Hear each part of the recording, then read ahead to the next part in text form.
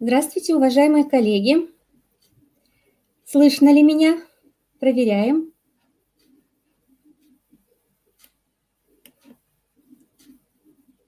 Вижу плюсики. Слышно. Замечательно.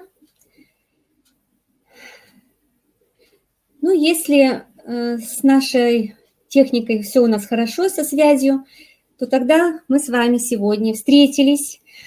Такой вот особенный день и с особенной темой, я считаю, нашего вебинара, которая посвящена празднованию Международного праздника Дни семьи. Конечно, я сегодня с вами, Попова Ванда Цветановна, методист Центра развития общего образования, социализации и воспитания личности, и также являюсь специалистом нашего Республиканского консультационного центра. Этот праздник, наверное, для каждого российского гражданина уже с давних времен является таким каким-то вот торжественным, особенным, но он еще и международный. Мы сможем сегодня вспомнить и о нашем государственном празднике, который свойственен, характерен именно для нашего российского государства, который был установлен в 2008 году. Это День семьи и любви и верности. Празднуется этот праздник 8 июля.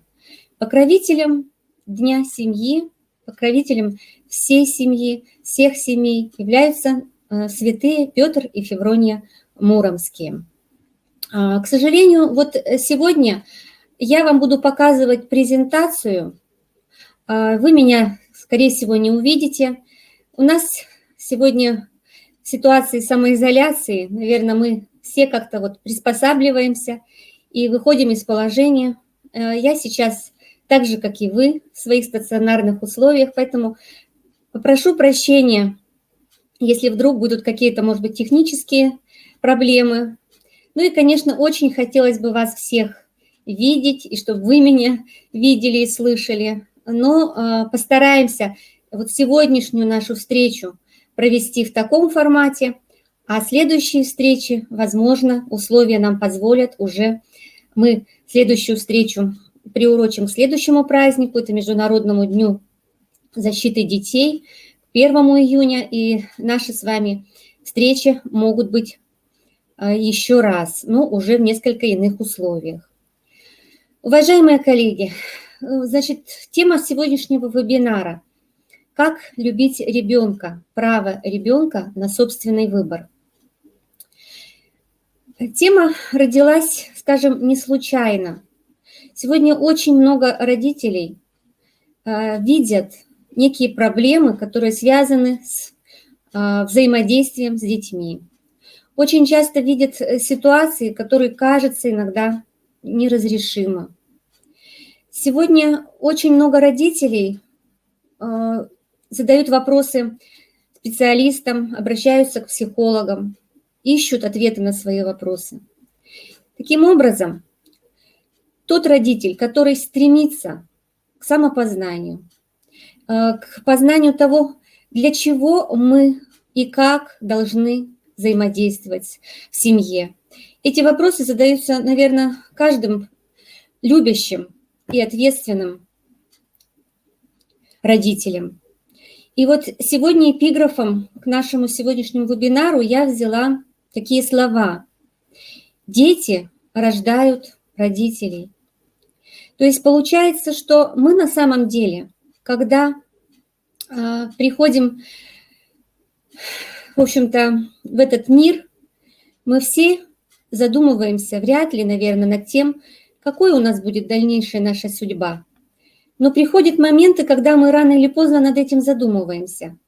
И этот момент становления нас как личности, он связан именно с осмыслением того, для чего я живу, для чего нужна семья, почему нужно иметь детей, каков правильный выбор спутника жизни. И вот здесь встает вопрос. Если человек имеет право выбора, то что человек выбирать точно не может? И вот здесь я бы, наверное, сказала, чаще всего мы не можем выбрать себе родителей и родину.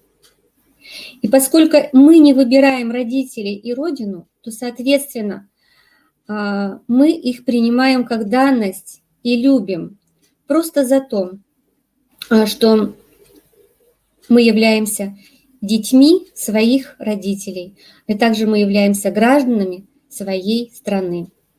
И эти понятия становятся святыми. И сегодня в нашем вебинаре в перечне тех вопросов, которые мною обозначены, стоит один из вопросов.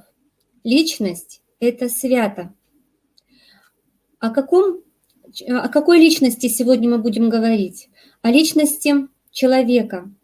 А ребенок – это и есть человек с самого рождения. Он является личностью. И как бы мы не старались, может быть, иногда даже забываем об этом и рассматриваем именно человеческое существо. Вот многие даже психологи говорят, что человек – это животное и, в общем-то, биологический вид. И очень часто отождествляют человека, как сопоставляют со всеми живыми существами на Земле. Это, конечно, так, никто этого не отрицает. То человек – биологическое существо. Но в отличие от животного, человек является социальным существом, и человек является, наверное, никто со мной не поспорит, еще и духовным существом. И вот отсюда, именно с антропологией человеческой личности, мне бы хотелось сказать о наших детях. Каждый ребенок рождается уникальным по своей природе. У него определенная вот сущность, которую мы практически изменить не можем. Понятное дело, что у него есть определенные гены, да, генетика, с ней, это тоже наука, с ней не поспоришь. У каждого ребенка при рождении уже есть эмоциональный интеллект. Эмоциональный интеллект – это весь комплекс тех оживлений, которые ребенку необходимо для того, чтобы его встретили в этом мире любящие люди. Он является совсем еще маленьким, беспомощным, крошечным существом, но он очень хорошо ощущает, нужен ли он, любим ли он, защищен ли он, принимается ли он. И вот если дети отверженные, этот эмоциональный интеллект, он будет развиваться ущербно для личности. И личность не сможет расцвести во всей той полноте бытия человеческого, в которой, в общем-то, присуще каждому человеку, который приходит в этот мир, может быть, именно для любви, рождается для того, чтобы любить и быть любимым. И вот эти ключевые слова – любовь, любить, быть любимым. Вот хотелось бы сегодня мне начать нашу презентацию именно с этих слов. Как любить ребенка? И несколько вопросов стоят здесь. Когда? Сколько? Почему? И эти вопросы задал себе человек, который играл огромную роль в этом мире. Это педагог с высокой буквы. Это действительно уникальная личность. И вы наверняка знаете этого человека и неоднократно слышали о нем. Он является автором многих изданий, книг, литературы по воспитанию детей. И все эти вопросы он когда-то поставил прежде всего перед собой, а потом родились его уже научные труды. И главное это, он, задавая себе эти вопросы, отвечает на них «не знаю». А знаем ли мы ответы на эти вопросы? Каждый из нас сейчас должен посмотреть внутрь себя, заглянуть и сказать, а что я по этому поводу думаю? Как я бы ответил на эти вопросы?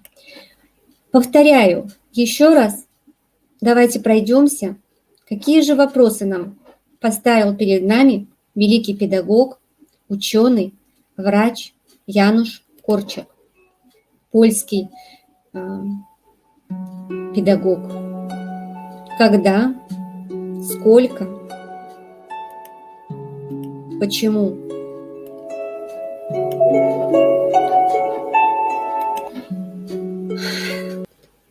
Таким образом, мы с вами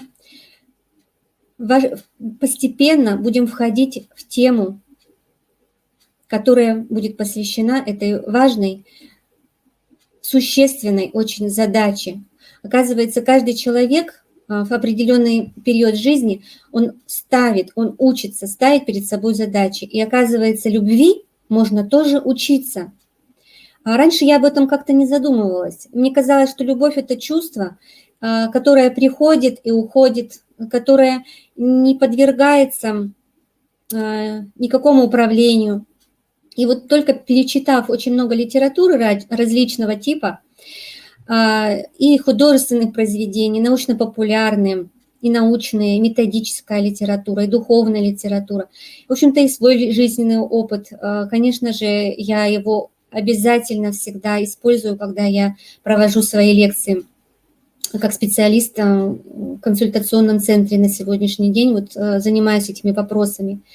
И мне очень всегда важно, как думаете вы, как на эти вопросы вы бы сейчас сами ответили сами для себя. И когда мы с вами уже поставили вопросы, мы можем переходить к пониманию того, все-таки личность, понятие святое. Здесь можно сказать, такие еще слова привести, как лик.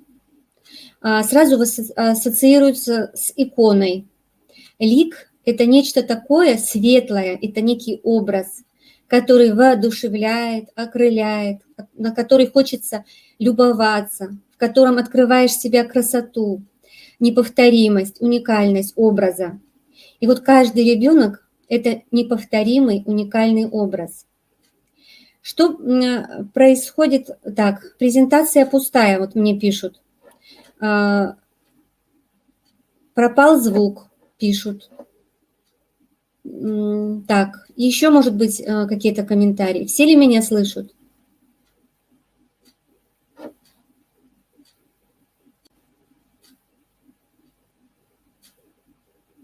Хорошо.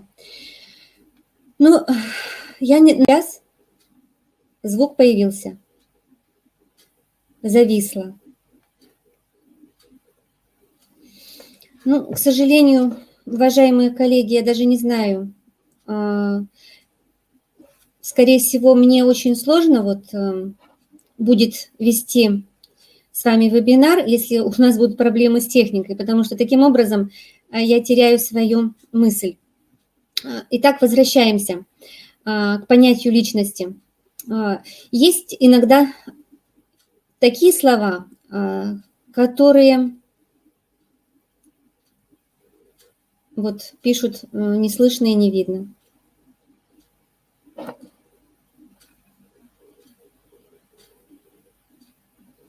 Это видно, кому-то не видно. Но я вот, к сожалению, сейчас вот уже даже не знаю, как правильно реагировать. Итак, этот свет человек может либо отдавать, либо только уметь принимать от других.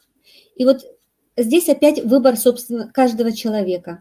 Отдаем мы любовь или только способны принимать.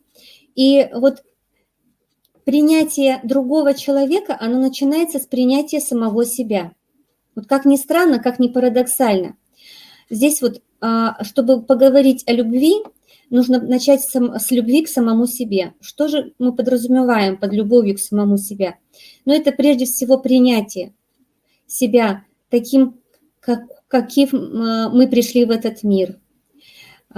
Чтобы полюбить себя и принимать себя, мы должны понимать, какие качества в нас преобладают, что является положительным, а над чем нам необходимо работать, как нас воспринимают окружающие люди в этом мире, что, с какой целью, с какой миссией мы пришли, для кого мы живем ли мы или существуем в этом мире. Вот если мы поймем, проникнемся этой проблемой любви к самому себе, то тогда нам будет более понятно, что такое любовь к другому. И начинается эта любовь к другому с рождения семьи. А семья, она рождается от потребности в любви, опять же. И все на этом сходится. И вот когда два человека соединяются в единое целое, вот здесь рождается семья. Но семья – это не просто два человека. Семья от слова «семя». И если мы будем рассматривать семью с точки зрения «семья», и у каждого это «я» будет на первом месте, то семьи как таковой не получится. Вот здесь мы должны с вами очень четко понимать природу семьи. Природа семьи, она заключается в том, чтобы строить, выращивать, созидать из этого семечка то, что в последующем может принести плоды. И вот говорят, что те семена, которые посажены с любовью, обязательно должны принести добрый плод. Есть, конечно, в нашей жизни много того, что от нас не зависит. И в данном случае люди не выбирают, в какое время они рождаются. Люди рождаются всегда, во все времена. И в войну рождались люди, и дети, в общем-то, рождались, и были угодны. То есть было так угодно Богу, чтобы люди приходили в этот мир в любое время. Послевоенные годы рождались дети.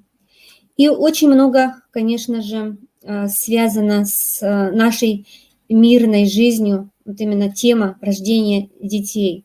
Почему же, несмотря на то, что ценность человеческой личности, безусловно, тем не менее, очень часто люди ограждают себя от того, чтобы в семье рождались дети, не видят смысла в их рождении и зачастую испытывают огромную неуверенность, нужен ли ребенок, вообще должен ли он родиться, планируют свою семью, исходя из своего, может быть, какого-то ощущения неустойчивости, нестабильности этого общества.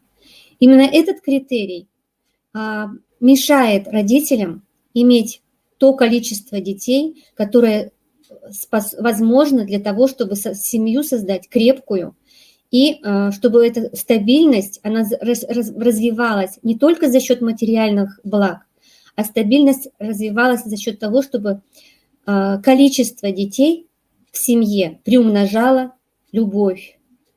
Потому что чем больше детей, тем больше любви. Каждая многодетная мать может сказать, наверное, что сколько бы детей не было, а лишних нет. Каждого любит мать и отец, если действительно родители ответственны. И каждый задается вопросом, что ни от одного своего ребенка, каким бы он даже ни был, мы не способны никогда в жизни, ни при каких обстоятельствах отвернуться, отвергнуть или отказаться. Но это дети, которые отвержены, находятся в детских домах. Я считаю, что в отсутствии любви росли сами родители. Вот они чего-то недополучили и не могут передать. Не может передать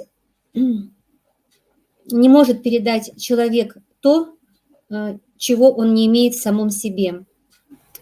Если он чего-то недополучил, то ему просто и передать нечего. И, соответственно, мы с вами передаем свою любовь своим детям, дети передают следующему поколению, и это необратимый закон благодарности. Итак, возвращаясь к презентации, вернемся к тому времени, которое было очень сложным испытанием для нашего народа. Это период Великой Отечественной войны. И вот сейчас мы с вами возвращаемся к Янушу Корчику. Скажите, пожалуйста, я вижу, что заработала техника, и рада очень тому, что мы сейчас вместе с вами можем узнать, какое же завещание нам оставил Януш Корчик. Я хочу научить понимать и любить это дивное, полное жизни и ярчайших неожиданностей, творческое «не знаю» современной науки о ребенке.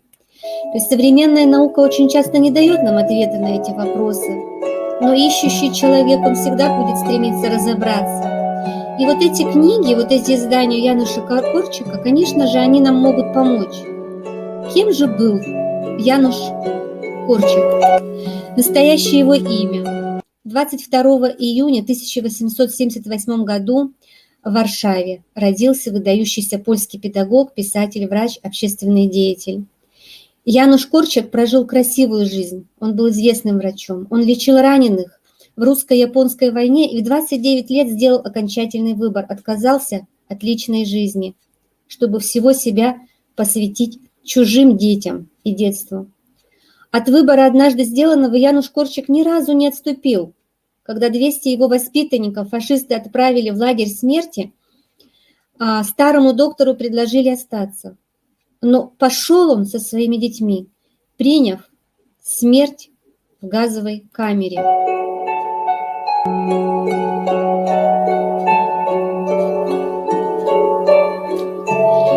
Что же сподвигло этого человека на такой подвиг? Такая гибель должна научить нас словам. Боже, не дай нам Бог узнать, способны ли мы на такое. Не дай Бог узнать никогда. История гибели Корчика – предупреждение человечеству. Это не должно повториться. Не случайно мы с вами сегодня переживаем этот опыт как личную трагедию. Тема Великой Отечественной войны, она не может нас не тронуть. И вся современность, она построена на том, что мы связываем периоды, исторические периоды нашей России-матушки, нашей Родины. И мы не можем быть оторванными от судьбы нашего народа. Януш Корчик в своей книге «Как любить ребенка» размышлял, кто такой ребенок, каковы его права, как ему живется в мире взрослых. А кто же такой ребенок? Вот что пишет об этом Януш Корчик. Детей нет, есть люди, но с иным масштабом понятия, иным запасом опыта, иным влечениями, иной игрой чувств. И чтобы понять ребенка, автор призывает познать сначала самого себя, разобраться в себе, на что способен сам взрослый человек. Ты сам тот ребенок, которого должен раньше, чем других, узнать, воспитать и научить. Видите, какое взаимопереплетение. Детей он считает людьми, а взрослых он напоминает нам о том, что мы дети, и что в нас тот ребенок, которого нужно научить, нужно воспитать. И вот мы, взрослые, начинаем с себя. Воспитание наших детей мы только с себя можем начать. Потому что если мы не будем задумываться над смыслом своих понятий, своих принципов, своего распределения ролей в семье, своего уклада семейной жизни, то, о чем я с вами тоже хотела поговорить, потому что от уклада будет зависеть ощущение человека, который приходит в этот мир. Есть прекрасный ученый Санкт-Петербургского университета, Черниговская, и вы наверняка знаете этого ученого, которая доказала, что у ребенка скажем, на всех этапах жизни, становления как личности, мозг развивается по-разному, именно в соответствии с полуролевыми функциями. То есть у мальчиков и девочек абсолютно по-разному работает мозг. Не потому что, так скажем, женщина слабее по своей натуре, более эмоциональна, более ранима, более тонко чувствует этот мир. А мужчина, он более силен, более ответственен, может быть, за то, что происходит в семью. Но мозговые различия здесь еще и факт самой природы, то есть по-разному устроено мышление. И если, например, мальчику просто необходимо для жизни, для развития собственное пространство, оно должно быть большим. В маленьком помещении мальчику очень сложно развивать свои умственные способности.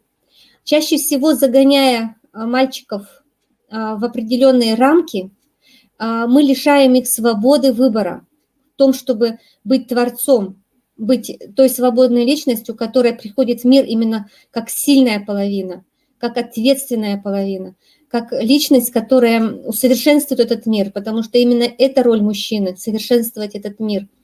а роль женщины помочь ему в этом, быть помощницей. И вот здесь вот девочкам обязательно нужны яркие краски. Девочкам нужен красивая комната, ярко украшенная, разноцветная, просто для того, чтобы ее вот это вот эмоциональное благополучие, ее эмоциональное здоровье гармонично развивалось, и чтобы личность в ней процветать могла, развиваться, чтобы она как цветочек, как бутон стала в той мере, в какой она должна быть. То есть этот цветочек должен распуститься, он должен быть красивым, он должен быть прекрасным, он должен украшать этот мир, и мужчины должны видеть эту красоту и вдохновляться на великие подвиги. Вот именно в этом, об этом нам говорят все научные труды вот тех авторов, которых я сейчас называю. И возвращаясь к теме развития личности, Януш Корчак призывает нас начать с самих себя.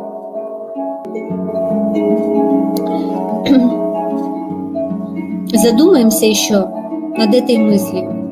Кто мы для своих детей? Кем мы являемся?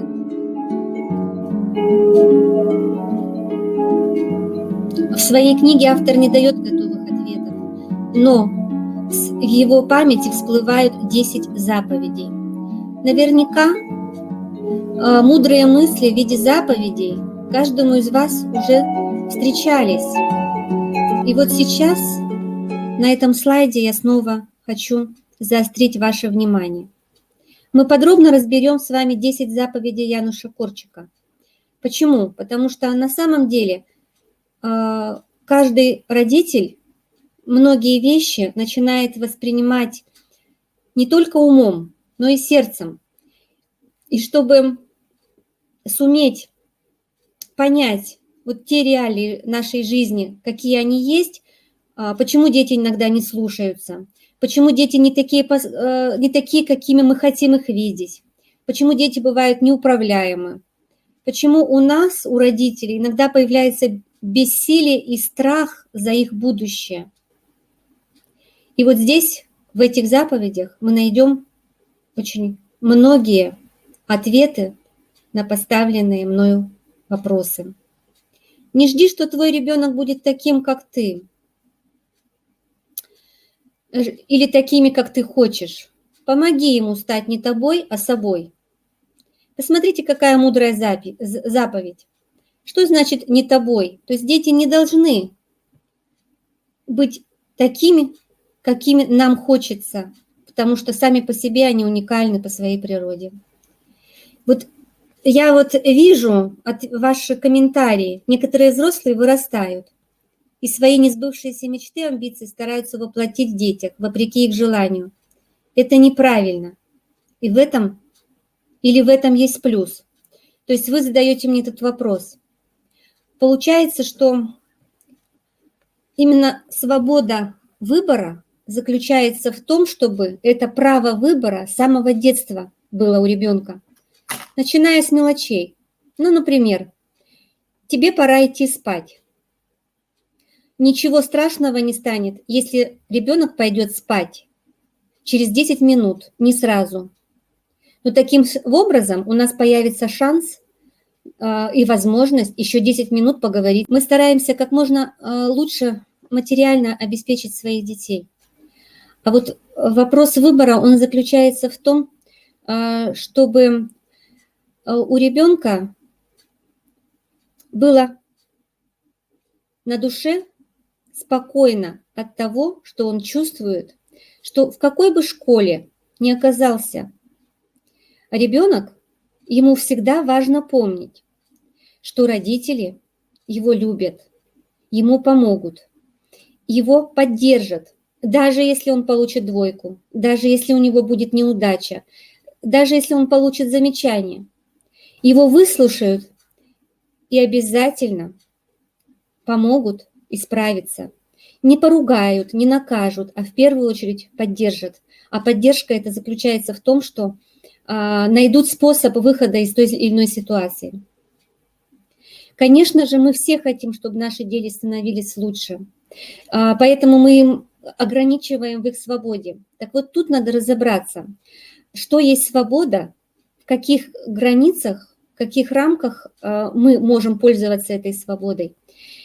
И, что сделать, и как сделать так, чтобы эта свобода нас не навредила нам, чтобы из этой свободы мы не смогли выйти безответственными людьми, которые будут понимать свободу как вседозволенность. Вот вижу, что пишут мне, звук пропал. Так. И презентация зависла. Звука нет, пишут. Появился звук? Появился. Замечательно. Спасибо вам, уважаемые мои коллеги, родители, слушатели вебинара. Я благодарю вас за то, что вы мне напоминаете о некоторых вещах, задаете вопросы, ставите плюсики. Я чувствую, что вы, значит, со мной, несмотря на то, что расстояние нас с вами разделяет. И здесь вот о свободе. Итак, очень часто задают вопрос такого характера. Можем ли мы помогать детям в выборе друзей? Или же у ребенка остается за ним право выбирать именно тех друзей, которых он считает нужным? Может быть, даже по каким-то критериям они нам кажутся неподходящими. Далее. Должен ли быть у ребенка выбор в том, какие смотреть передачи, книги, читать, чем заниматься в свободное время? Конечно, у ребенка должен быть выбор, но чтобы этот выбор был осознанным, правильным, мы обязательно ему должны подсказывать, что есть правда, а что ложь, что есть добро, а что зло.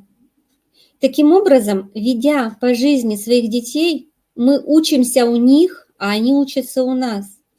Мы не можем сказать, что наше воспитание будет заключаться в приказах или в запретах. Ни в коем случае. Обязательно на каждом этапе жизни мы ребенку предлагаем выбор для его собственного понимания того, что он личность. Личность, и, в общем-то, родители – это те его друзья, соратники, помощники, союзники, наставники, которые желают ему добра и ни в коем случае не хотят ему что-то запретить и никогда ему не внушают, что ты еще ничего не знаешь. Мы, наоборот, своими посланиями родительскими должны внушать, что ребенок все сможет справиться, но при условии, что он будет честно поступать, что он будет добросовестно трудиться, что когда ему нужна помощь, он обратится обязательно за ней самым близким людям, что он не будет эту помощь искать на стороне каких-то компаниях, может быть, где ему больше уделяют внимания, больше о нем заботятся, и у ребенка чувство складывается, что родителям-то он не нужен, он является для них помехой, а вот там его принимают таким, какой он есть. Вот чтобы этого не произошло, мы всегда должны с детьми разговаривать о их жизни. И мы должны разговаривать с ними не только о их жизни, но и нашей общей семейной жизни, о наших общих проблемах. Очень часто, скрывая от детей свои проблемы, мы воспитываем их закрытыми. И они, когда вдруг почувствуют, что нам плохо, они не могут с этим справиться, потому что они к этой проблеме не готовы. Они не готовы помогать нам решать в том числе и наши трудные задачи. И вот когда этот процесс взаимополезный, вот здесь в этом-то и заключается выбор.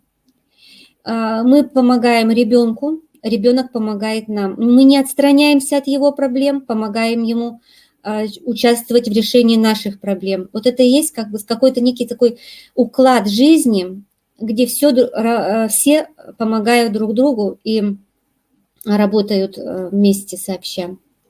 Что со связью, спрашивают? Ну, к сожалению, связь от меня вот на данный момент не зависит. Единственное, что я могу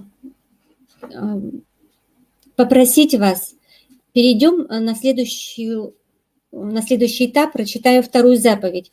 Не требуй от ребенка платы за все, что ты для него сделал. Ты дал ему жизнь. Как он может отблагодарить тебя?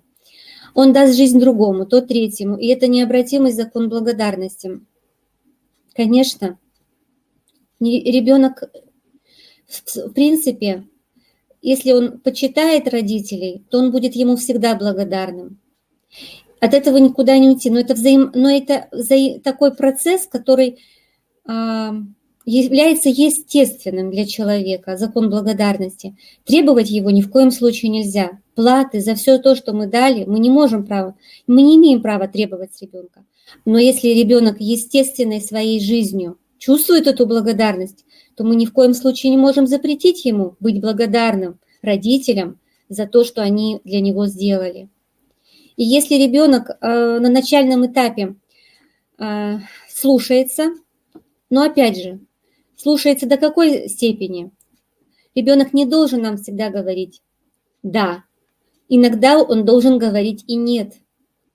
Как личность свободная, он может проявить настойчивость, он может нам привести аргументы, что он тоже имеет право на свою точку зрения, что иногда ему необходимо ее отстоять и убедить родителей. И этот выбор обязательно мы должны ему предоставить. На периоде взросления здесь мы уже не про послушание говорим, а мы уже говорим о том, что мы советуемся и предлагаем ребенку помощь, и мы для него советчики. Чтобы он не пренебрегал нашей помощью, мы не должны стоять сверху над ним, как люди, которые будут уверены в том, что у него нету ничего правильного в его каких-то рассуждениях, размышлениях. Он прав по-своему, на своем уровне, имея тот опыт, который имеет. И мы должны уважать и приветствовать то слово, которое он нам говорит. Может быть, иногда как протест, как вызов, но это слово, которое мы должны услышать. Иногда в этом крике чувствуется бессилие и беспомощность, но это не повод для того, чтобы отвернуться от ребенка, отвергнуть его. И ни в коем случае он не должен чувствовать себя отвергнутым, иначе это оборачивается как раз законом неблагодарности. И вот здесь вот этот закон, он действует как закон бумеранга. Все, что мы передали, то мы и получаем. Необратимый закон благодарности. Не вымещай на ребенке свои обиды, чтобы в старости не есть горький хлеб, ибо что посеешь, то и взойдет. Дочь-подросток стала неуправляемой, невозможно стало с ней договариваться. Все время думаю, что я сделала не так, где ошиблась в воспитании. К сожалению, с этой проблемой очень часто сейчас обращаются родители, и эта проблема живет в каждой семье. Поверьте, нету семьи, где бы в подростковый период ребенок был таким же послушным, податливым, таким же милым, и покладистым, каким мы его помним в детстве. К сожалению, так не получается в нашей жизни, потому что в период подростничества дух вот этот вот бунтаря, он все равно проснется. Просто он проявляется по-разному. У кого-то с меньшей силой, у кого-то с большей силой. Вот здесь очень важно не отстраниться, не огорчить ребенка тем, что мы, например, его не совсем понимаем, не отвергнуть, не поругаться с ним. Вот очень хочется, чтобы мы для себя поняли, что ни одну свою обиду мы не должны перевести в ранг того, чтобы ребенок ее чувствовал. Потому что на самом деле обида – это горький хлеб, который ждет нас в будущем, если мы не сумеем от нее избавиться. Мы точно так же, как детские обиды не должны способствовать тому, чтобы они накапливались, точно так же мы и свои обиды не должны копить на детей. Каждая ссора должна заканчиваться мирно. Причем кто сильнее, тот и заканчивает ее просьбой о прощении. Потому что если взрослый не будет просить прощения у ребенка, ребенок никогда не научится просить прощения у родителей. Только собственным примером мы можем помочь ребенку избавиться от своей обиды. чаще просите прощения. Всегда нужно вспоминать о том, что мы несовершенны, что мы вправе ошибаться. В этом наш выбор. Мы чаще всего, к сожалению, выбираем не то, что бы хотели сами. И это иногда не зависит от нас. Мы действуем согласно неким химическим процессам в нашем организме, то есть не осознаем даже те слова обидные, которые мы произносим вслух в адрес наших детей. Те слова, которые мы держим при себе, когда, например, общаемся со своим руководством или с коллегами, мы держим эти слова при себе. Мы не можем выпустить их. И все, что слышат наши дети, они, к сожалению, слышат. И очень часто эти слова прорастают в них вот как раз какими-то вредными наклонностями и проявлением бунтарства, может быть, вспышек агрессии, которые мы даже раньше не могли вообще предвидеть, что такое вообще может быть. Воспитывающийся ребенок в интернате, может ли он потом любить своих детей? Никто не имеет права ставить крест на человеке. Даже тот, кто не получил любви, он может ею учиться. При том, что ему попадутся в жизни на пути такие люди, которые ему протянут руку помощи, которые своей любовью покажут ему, что даже если ему кажется, что любви нет, она все равно есть. Любовь есть, и она есть прежде всего в человеке, который хочет ее показать другому. И тем детям, которые на пути встретились любящие люди, ну, я не хочу сказать, что воспитатель там или преподаватель или учитель, может быть, это просто человек, живший по соседству, но который сумел преподнести такой урок любви, который напомнит этот ребенок интернатский, голодный по этому чувству, на всю жизнь он вспомнит этот урок, и этот урок принесет ему несомненную колоссальную пользу в его собственной семье. Конечно, он не сможет настолько быть гармоничным, как хотелось бы, потому что проблемы интернатовских детей, они всплывают и всплывают на протяжении всей жизни. И чаще всего они не могут справиться с этими трудностями самостоятельно. Здесь вот опять очень важно такое наставничество, когда дети, имея негативный опыт, это как некую программу, которую они несут в себе в течение всей своей жизни, этот негативный опыт, он постоянно будет им напоминать о том, что в жизни есть сигнал неблагополучия. Но главное, чтобы эта вспышка вовремя была погашена. И тут нужно учить, а учить тоже нужно терпеливо, без всяких, может быть, таких вот серьезных претензий к этому ребенку, к этому человеку. И тогда, мне кажется, есть вещи поправимые, потому что каждый человек, он, понятное дело, что он запрограммирован на удачу, на неудачу, но программа меняется, и мы с вами понимаем, что в основе всего это добро и любовь, вот как мне подсказывают, добро и любовь. Это все то, что помогает, можно сказать, перезапустить механизмы саморазрушения и создать в них некий позитивный такой вот прогрессивный задел на будущее. Ну вот об этом мы с вами поговорили. Не относитесь к его проблемам свысока. Жизнь дана каждому по силам, и будь уверен, что ему тяжела не меньше, чем тебе, а может быть и больше, поскольку у него нет опыта. Вот здесь вот очень прав, опять же, наш великий педагог, откуда у ребенка, у не имеющего жизненного опыта могут сформироваться те понятия, которые пришли к нам благодаря нашему жизненному опыту и благодаря тому, что мы уже имеем вот эти годы, прожитые с другими людьми, в общении, там, в преодолении каких-то трудностей, встреч с какими-то людьми, чтением какой-то литературы. То есть все это пережито одним человеком и не пережито другим.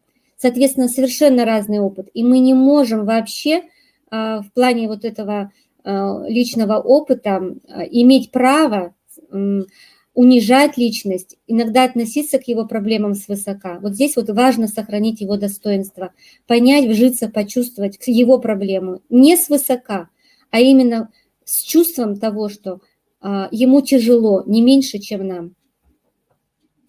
И вот дальше, следуя, и поговорим о заповедях, которые представлены на этой презентации, мы можем еще раз и еще раз подчеркнуть именно ту мудрость, которая нам оставлена в завещании. И вот самое, наверное, главное правило, которое мы должны все для себя взять, оно такое короткое: не унижай. Ну, у нас есть эта привычка иногда. Мы любим кого-то подчинять друг другу. В этом иногда чувствует человек особую какую-то свою собственную непревзойденность. Ни в коем случае это правило нельзя допускать в отношениях ни с одним человеком, и тем более со своим ребенком. Унижая его, он никогда не способен будет полюбить себя таким, какой он есть, простить себе то, что в нем есть, уверенно идти в будущее, которое у него должно быть радостным. И ни в коем случае не стоит забывать, что самые важные встречи человека – это встреча с детьми. Обращай больше внимания на них. Мы никогда не можем знать, кого мы встречаем в ребенке. Такие вот просто душещипательные слова невозможно, не могут оставить нас равнодушными. И самое очень хорошее тоже, на мой взгляд, правило: не мучь себя, если не можешь сделать чего-то для своего ребенка. Мучь, если можешь, но не делаешь. Помни, для ребенка сделано недостаточно, если не сделано все. На самом деле, нам иногда кажется, что мы мало делаем для своих детей. Но если мы сделали все, что могли, в этом и есть суть. Мы ни в коем случае не должны нарушать собственную, личность, разрушать тем, что мы себя постоянно будем упрекать, что мы чего-то не можем дать в материальном плане. Может быть, семья у нас не получилась не такой, какая нам бы хотелось, в чем-то она ущербная. Но есть вещи, которые не зависят от нас, и мы их не выбираем. Это факт, это данность. И вот в этой данности иногда приходится жить. И самое главное, не допустить новых ошибок. Самое главное, помочь хотя бы в том мире, в котором мы находимся, жить достойно, уважая себя, ребенка и, конечно же, окружающих людей. Какой бы ни был над нами человек, он всегда человек, и у него есть мотивация. И пока мы не поймем, почему он так себя ведет, мы до конца не сможем справиться с проблемой. А проблему мы всегда должны переводить в задачу. Задачи решаются, проблемы нет. Иногда проблемы пожизненные, остаются, сохраняются, тянутся за нами как груз.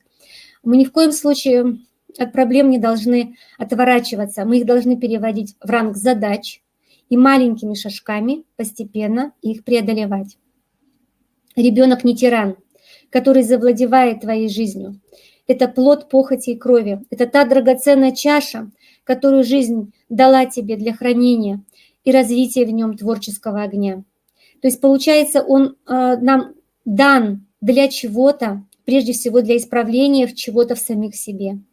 Ребенок, по сути, по своей плоть, которая совершенно независима от нашей. Может быть, он чем-то похож, но он принципиально другой.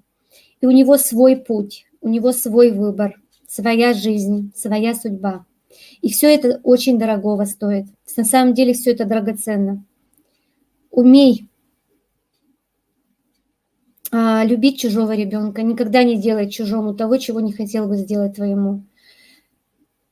На самом деле, говорят, чужих детей не бывает. И пример Януша Корчика об этом подтверждение. Мы должны любить своего ребенка любым, неталантливым, неудачливым, взрослым. Общаясь с ним, радуйся, потому что это праздник, который пока с тобой. Вот, к сожалению, такая вот, может быть, волнительная, трогательная нотка в этих заповедях. Я много лет назад написала, в институте был издан сборник, который называется «Свет материнства». Именно начало положено было много лет назад осмыслению всего того опыта, который нам передан нашими предками, нам как завещание, нашими великими людьми, которые пережили очень много страшного. И Великая Отечественная война это нам еще раз сегодня показывает, что на самом деле пережить в нечеловеческих условиях и остаться людьми, наверное, это и есть самое главное в жизни.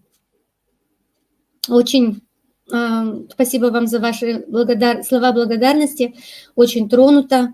Очень надеюсь на то, что мы с вами еще встретимся.